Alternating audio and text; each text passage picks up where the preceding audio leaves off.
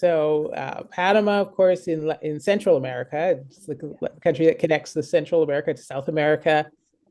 Just really a dynamic economy there, and a place where a lot of expatriates do go to live, relocate. In fact, I know somebody who did that and did a lot of research on it. So Teresa, I will connect you to somebody who is actually actively right now looking at relocating to Panama.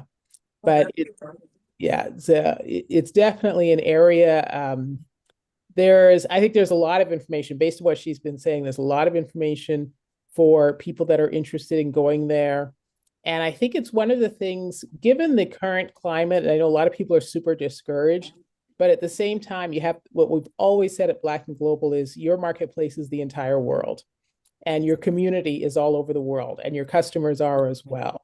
So if you're in a particular market that's not as favorable for you today, there are definitely other places to go. And because the rest of the world is sort of being driven by what the US is doing, then that means opportunities are opening up there because they're all trying to scramble to, it could be diversify their trade, improve their own knowledge and experience. Oh, somebody's off of mute. Somebody is not muted. Thank you. Yeah, so what's happening is there's sort of one of these unintended consequences of what feels like our disruption here in the US is actually opportunity, as it always is, where you can go to other countries and where they are focused on redeveloping, changing the way they do business, wanting knowledge from people. I know if you're a federal government employee, you're struggling about what to do now, and you think about all these countries around the world that do not have a professional civil service, is there an opportunity there for you to transfer your skills to another part of the world? So I always encourage it. I've lived abroad in different countries and worked in different countries, and I think it's fantastic. So Teresa, congratulations to looking at that. And like I said, I'm just going to make, I'll just definitely connect you so that you can have somebody to speak to about that whole process. Awesome. Thank you so much, Case. Okay. And I see P. Greer is it Greer or Greer? Sorry, am I pronouncing it wrong? That's a hand up. It's Greer. Greer, okay, I had it. Okay, hello, good evening. Good evening, how are you? Good, thank you. Thanks for giving me an opportunity to speak. I am a member of ADDI, and ADDI has led the mission that's going on in Burkina Faso as we speak, has taken an estimated 700 from the diaspora to Burkina Faso to meet family, reestablish cultural links, and take advantage of the business opportunities that are there and in other places around the world. I'm working with Melissa. We are promoting the right of first refusal. Mm-hmm. And those 700 diasporans that are in Burkina Faso, we expect to be a part of our mission to gain contracts for Black businesses around the world. I guess I should give you a short explanation of what the right of first refusal is. I was going to, actually I have two questions. Sure. So that everybody's on the same page. What is AADI? And then what is the right of first refusal? ADDI. ADDI, sorry. That's okay. It's the African Diaspora Development Institute, founded by Dr. Arikana Chihambore-Kwa, former UN ambassador to the United States. And I tell people this, and Melissa has heard me say it, I'll say it again. Prior to Ibrahim Traore's emergence on the scene in the last couple of years, it was my opinion that Dr. Arikana Chihambore-Kwa was the most consequential leader in the Black world since Martin Luther King and the civil rights movement. I'm 81. I was a student during the civil rights movement and a minor participant. But I'm an activist, and that's why I joined ADDI. I support their mission. My wife and I publish Greater Diversity News, and we want to champion the opportunities for Black people worldwide. We're Pan-Africanists, and we just don't believe that Black people are going to liberate themselves anywhere in the world unless we liberate ourselves along with the liberation of Africa. Now, the right of first refusal is really a fairly simple uh, concept idea, and it is advocated by Dr. Arikana and ADDI. What it says is that when governments in African countries have public projects that they need done, that the bidding process should include, by statute, a window, uh, 25 to 30 days, so that and during that window, uh, offer Black entrepreneurs a right to submit bids on the project, and if uh, the Black bid is uh, appropriate, that they be awarded the projects. And of course, I am encouraging Melissa and Black and Global to be the compliance experts for people that are entrepreneurs that are trying to prepare themselves to submit proposals through right of first refusal. And we need the Black world to help challenge all African countries to initiate right of first refusal initiatives, so that what Dr. Arikana wants and what we want is to build the Africa that we want. We want Black people to make the money that the historical colonizers have been siphoning out of Africa. I don't know anything else that I need to really say. If Melissa is on, of course, I always welcome the opportunity to hear from her. And if I have time and if there are other questions, I'll be glad to entertain them. Well, thank you very much. That was quite interesting. I don't know if everybody has heard of your organization and the work that you're doing, but Melissa, actually, I should say, is not on today. That's why I am filling in for her today. She is on a trade mission in Africa. She has gone to South Africa, and so she was not able to be with you this evening. But we have a guest speaker that we are still waiting for. So I'm filling in to host it and facilitate the conversation with our guest speaker. But I certainly appreciate you talking about your organization and what you're doing.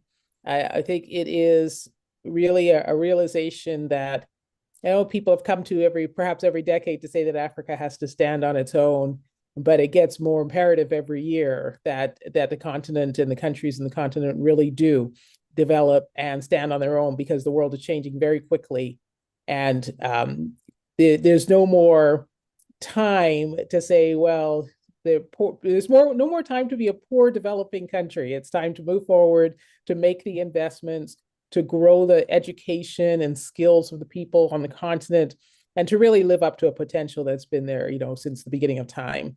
So it's great to hear what you're doing. And does anyone have any questions about that organization or the work that they are doing? Let me just comment that I would encourage all of you to subscribe to Greater Diversity newsletter because I write about the right of first refusal, and we need every Black mind in the world to, be involved, to be aware of the opportunities and help us think through a process and build a conversation Mhm. that will help Black entrepreneurs get the deals that we have historically been denied. And that's greaterdiversity.com. Um, I would love to do interviews with any of you that would and I did a podcast with Melissa. That's how I got to know her. Okay. And we've been working on this project, I guess 8, 9 months, maybe a little bit more.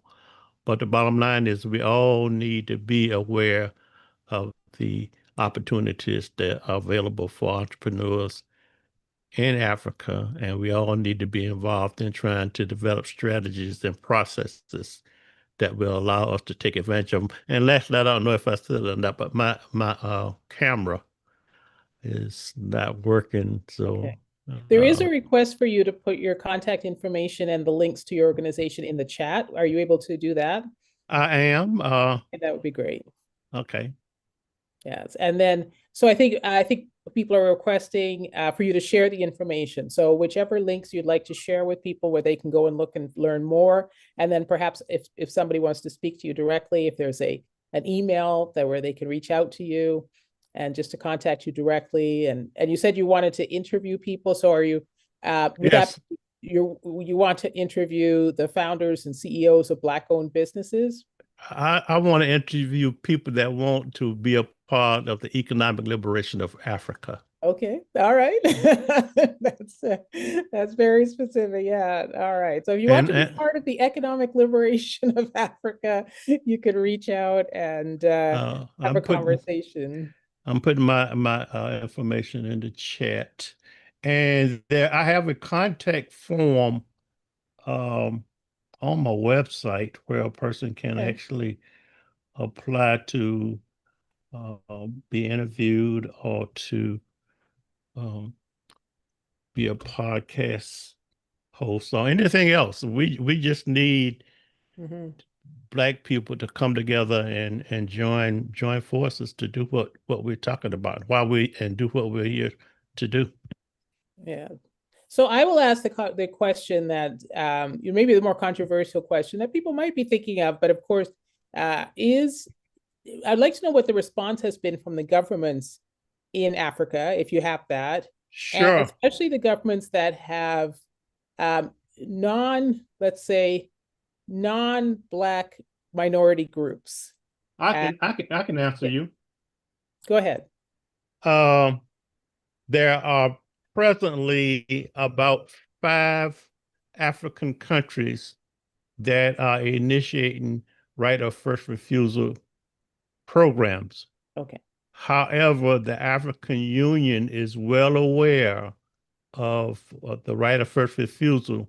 And although it has not formally done an endorsement of the right of first refusal, it has committees that are involved in studying uh, the ones that are coming on board. And I think that, look, there's a genuine interest in Black people being given the opportunities that we have been historically denied.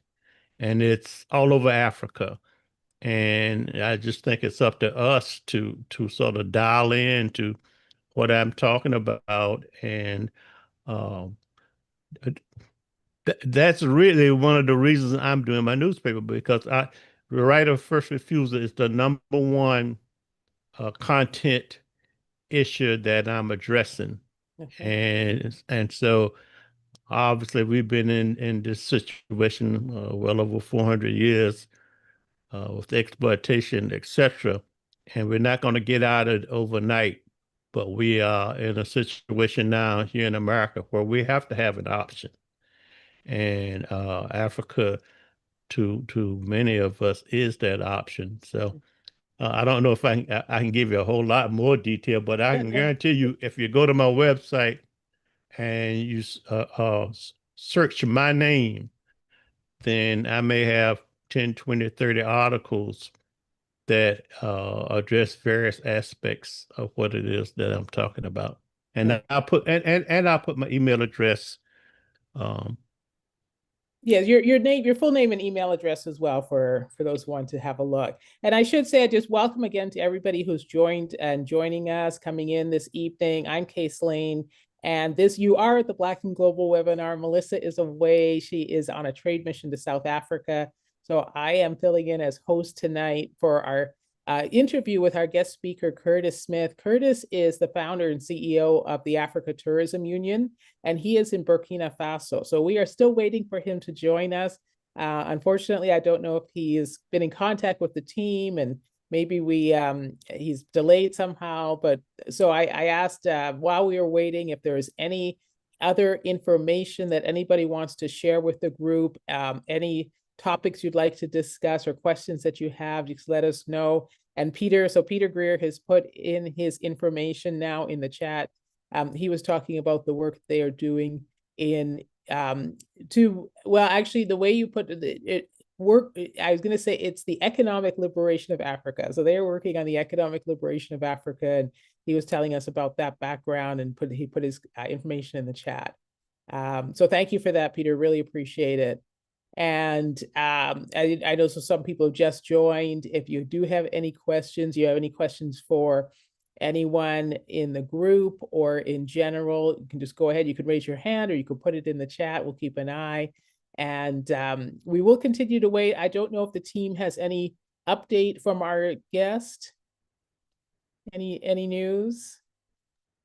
Miracle.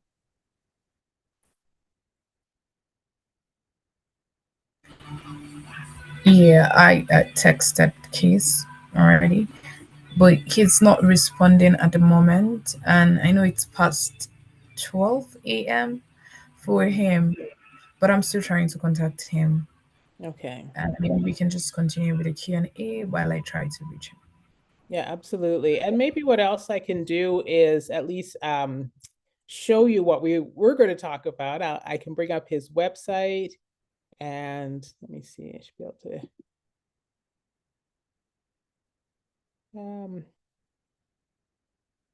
share my screen, and we can take a look at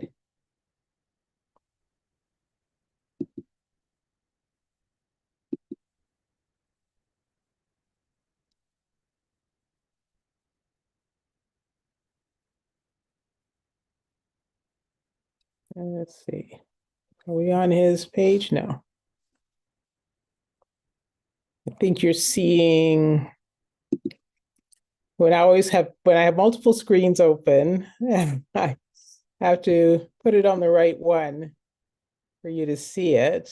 Maybe this. Okay, let's try that again.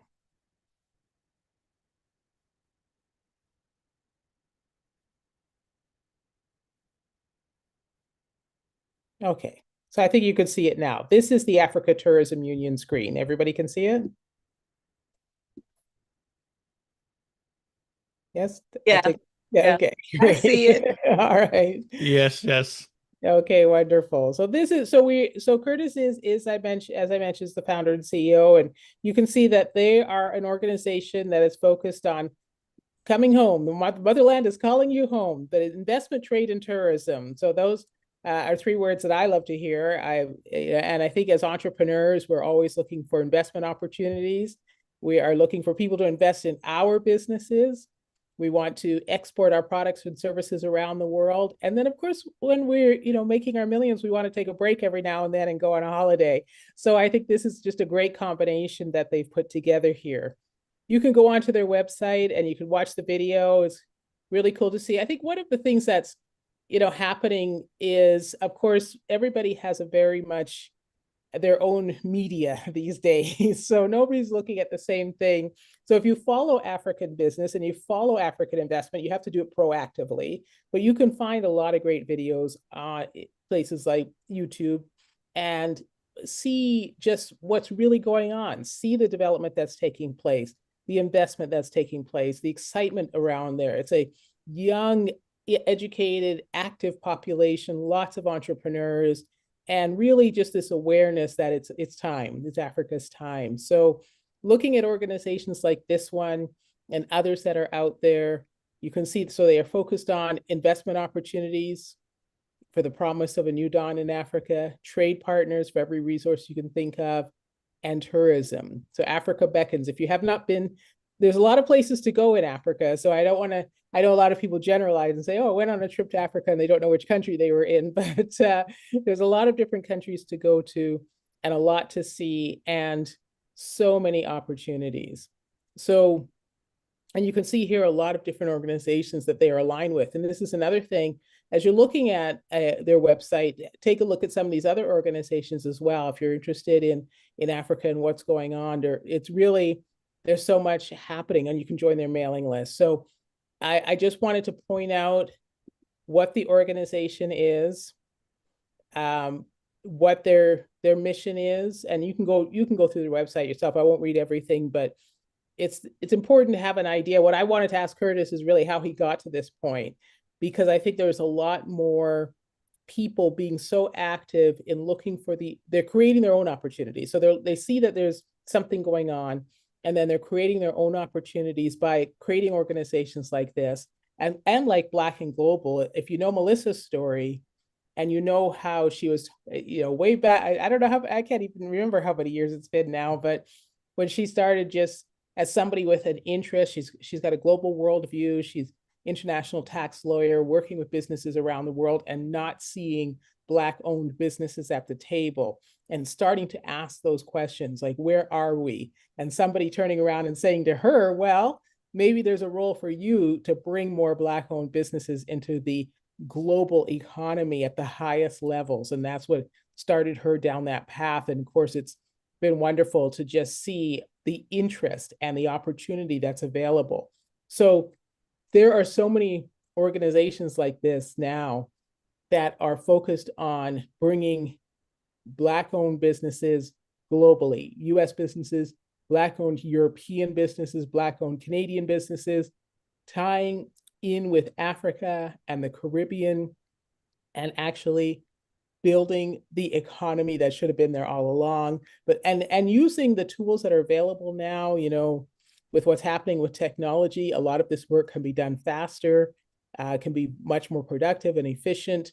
So there's all that to say that there's so much going on. There's so many different opportunities, but you can take a look when you have an opportunity, when you have a moment, the Africa Tourism Union, see what they're doing around their mission, around the partnerships and the global network that they're building, the expertise. So we are waiting for Curtis. Perhaps we'll see. We'll give a few more minutes, and then we might have to reschedule for another day if he did get caught. I don't know how strong the infrastructure is in Burkina Faso. I know they're really moving quickly and developing quickly as a country, but who knows what kind of issues might have run into. But this is what we're going to be looking at today and talking to him. And you can see also, I'll show the member countries. So quite a few representation from across the continent. Looks like they've done quite a bit of work.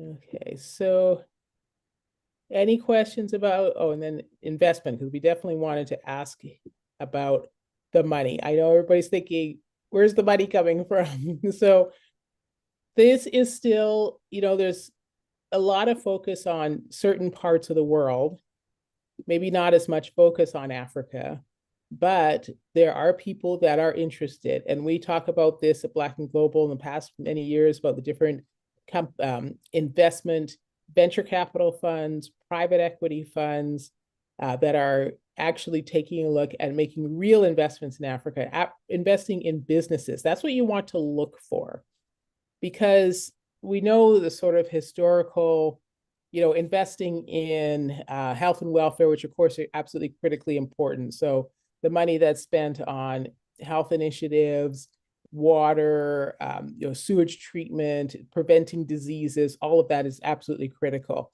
But the African continent needs to have the business community as well. So it needs to have industry and services that are actually in the country and are part of creating that country's actual economy. So not just trading at the highest levels, trading commodities and for gold and diamonds and cocoa and all that kind of stuff, but actually businesses in all the different countries where people can be employed and grow and trade with what they're doing. So this is what we want to be looking at. And your ideas, of course, are always welcome, and your interest is always welcome in getting there and actually being part of that initiative.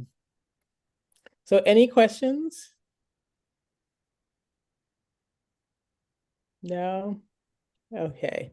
Well, if there are no more questions, it looks like it's a half hour now, and we still don't have Curtis. So I'm going to assume that he's not going to be able to join us this evening. And I don't want to keep everyone if we don't have our speaker. I know I could keep talking, but I don't know if you all want to hear from me.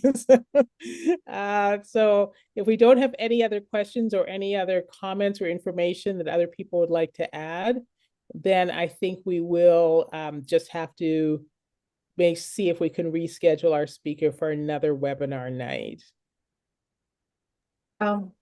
Case? Yes. Yeah, okay, so I think Miracle has to say something. Okay, go ahead, Miracle. I think you're still muted. Okay, I don't know if you can hear me. Yes, we can hear you. Yeah. Okay, so well, first we want to deeply appreciate everyone for showing up. Thank you so much.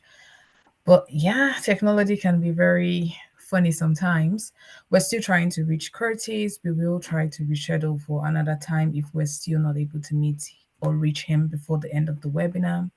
And yeah, he'll definitely talk to us about his trip to Burkina Faso, the content of the conversation, financing, and our focus as well as Black and Global on global contracting as well.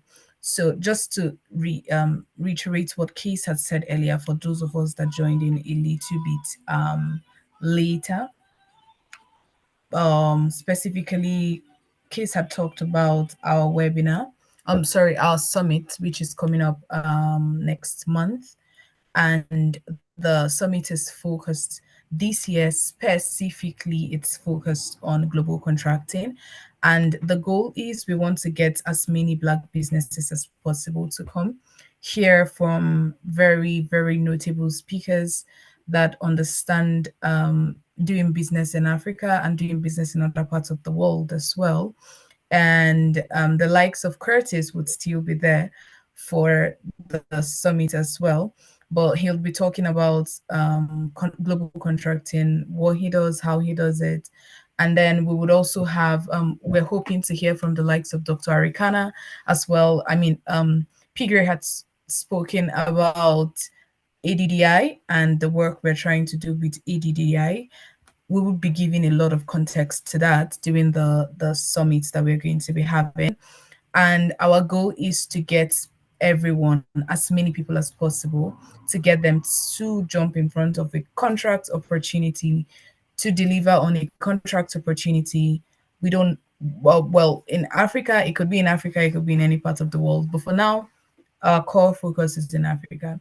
So please do well to register. We had dropped the link earlier, but I'll drop the link again. Do well to register. This is kind of an early bird registration so that we can have your contact details and we can reach out to you. Register, come, show up.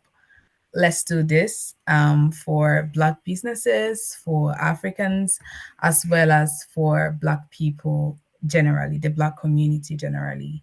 I have dropped the link again in the chat box. Please do well to register your interest. And yeah, we hope to see you again very soon.